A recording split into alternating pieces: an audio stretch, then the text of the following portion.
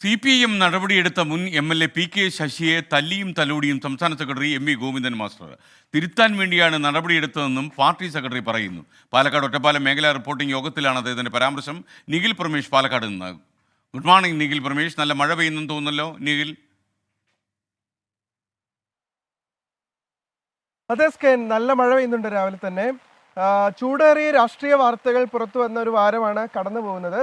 PK ശശിക്കെതിരെ നടപടിയെടുത്തതും അദ്ദേഹത്തിന്റെ KTDC chairman സ്ഥാനത്ത് നിന്ന് അദ്ദേഹത്തെ നീക്കണമെന്നുള്ള ആവശ്യമൊക്കെ സജീവമായി ഉയരുന്നതിനിടെ ഇന്നലെ ജില്ലയിലെ മേഖലാ റിപ്പോർട്ടിങ്ങുകൾ 2 മേഖല കേന്ദ്രീകരിച്ചുകൊണ്ട് പാലക്കാടും ഒറ്റപ്പാലത്തും നടന്നിരുന്നു.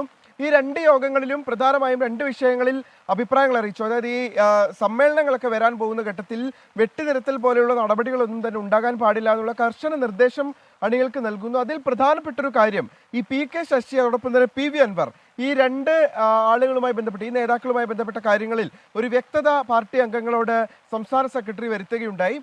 PK ശശിയുമായി ബന്ധപ്പെട്ട് പ്രധാനമായും പറഞ്ഞത് അദ്ദേഹത്തിനെതിരെ നടപടി സ്വീകരിച്ചത് അദ്ദേഹം തിരുത്താൻ വേണ്ടിയാണ് എന്ന് പറഞ്ഞു വെക്കുമ്പോഴും, അതായത് അത്തരത്തിൽ അദ്ദേഹത്തെ തല്ലുമ്പോഴും അദ്ദേഹത്തെ തലോടാൻ സംസ്ഥാന സെക്രട്ടറി സമയം കണ്ടെത്തുന്നുണ്ട്. അദ്ദേഹം പറയുന്നത് പാർട്ടിക്ക് വേണ്ടി ഒരുപാട് പ്രവർത്തിച്ചയാളാണ് PK ശശി എന്നുകൂടി അംഗങ്ങളോട് പറഞ്ഞു വെക്കുന്നുണ്ട്. ഒരു പക്ഷേ ആ തരത്തിലുള്ള സമീപനം പാർട്ടി അംഗങ്ങളുടെ ഭാഗത്ത് നിന്ന് PK ശശിയോട് ഉണ്ടാകാൻ വേണ്ടിയായിരിക്കണം MV ഗോവിന്ദൻ മാസ്റ്ററോട് അത്തരത്തിലുള്ള ഒരു പ്രസ്താവന എന്ന് വേണം നമ്മൾ മനസ്സിലാക്കാൻ. അതോടൊപ്പം തന്നെ PV അൻവറുമായി ബന്ധപ്പെട്ട കാര്യത്തിലും ഒരു നിഖിൽ പ്രമേഷാണ് വിവരങ്ങൾ നൽകിയത്.